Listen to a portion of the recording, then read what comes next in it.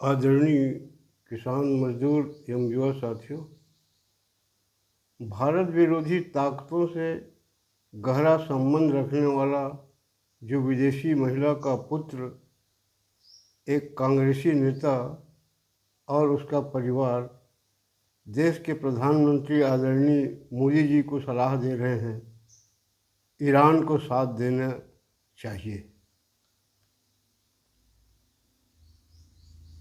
आप सभी जानते होंगे कि जो ईरान है, ईरान देश जब जब इस्लामिक देशों के बैठक में पाकिस्तान ने कश्मीर का मुद्दा उठाया, उसने भारत का पक्ष नहीं लिया, उसको साथ देने की बात करता है। मुझे तथा आप लोगों को भी याद होगा कि जब ट्रंप अमेरिका में पिछले बार राष्ट्रपति प्रथम बार बने थे, तो उन्होंने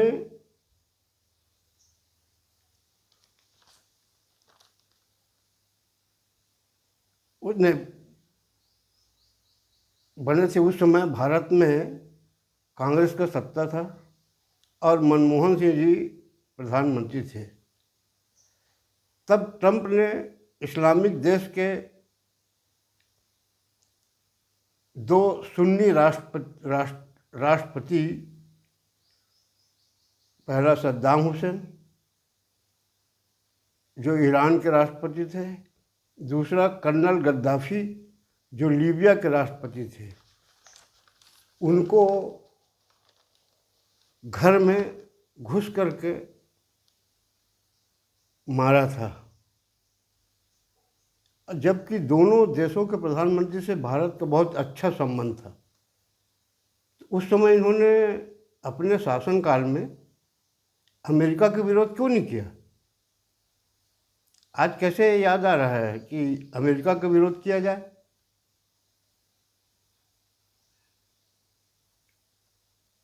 मैं तो अपने देश के नेताओं को बताना चाहूँगा कि जो आप इसको पप्पू कहते हो ना, उसको छोड़ दो। देखो कितना बुद्धिमान है, अपने शासनकाल में अमेरिका के खिलाफ कोई लड़ाई नहीं लड़ा, दो राष्ट्राध्यक्ष मारे गए। आज मोदी जी को सलाह दे रहा है, जबकि आज 50 इस्लामिक देश अमेरिका के साथ हैं। इजराइल तो हमेशा भारत के साथ खड़ा रहा, इसीलिए हमारे देश के प्रधानमंत्री सही समय पर सही निर्णय लिए हैं। मुझे इस बात पर हंसी आती है कि नेतन्याहू और ट्रंप ईरान की धरती पर वहाँ के राष्ट्रपति खमेनी को धरती पर मार गिराए, लेकिन उत्तर प्रदेश की राजधानी लखनऊ और मध्य प्रदेश की राजधानी भोपाल से आवाज़ आ रही है कि हर घर से खमेनी निकलेगा। ये बड़ा सोचने की बात है कि भारत में हर घर से निकलेगा। इसका मतलब है कि ये जो कांग्रेस के नेता है वो वोट बैंक के लिए ये सलाह दे रहा है। आज हमें गर्व है कि हमारे विदेशों में जहाँ जहाँ संकट भारतीयों पर आया, उन्होंने सभी जाति धर्म के लोगों को हमारे देश के प्रधानमंत्री ने सुरक्षित लेकर के आए हैं। हाल ही में टीवी और सोशल मीडिया में आप लोगों ने देखा होगा कि ईरान से भी मुस्लिम महिलाओं को सुरक्षित भारत लाया गया है।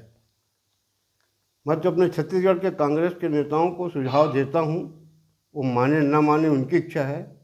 अगर वो प्रदेश प्रेमी हैं, देश प्रेमी हैं, तो अपने हाई कमान को प्रदेश कांग्रेस की ओर से एक प्रस्ताव भेजें कि वो देश के प्रति सहानुभूति रखने वाले देशों का समर्थन करें, विदेशों का नहीं। जो हमारे देश के प्रति द्वेष रखते हैं उनके प्रति नहीं। फिर कांग्रेस का कुछ जनता सोचेगी। अगर भारत विरोधी ताकतों से आप संबंध रखोगे तो जनता ऐसे ही किनारे कर दिया है और किनारे करेगी। अंत में मैं भाजपा के तथाकथित पद और पैसे के लालच में पार्टी का आदेश हुआ कि नहीं है तो वो जाने। जिन सांसदों ने ब्राह्मण ठाकुर वैश्य के होनहार युवकों को अपराधी घोषित करने के लिए यूजीसी में प्रस्ताव लाया था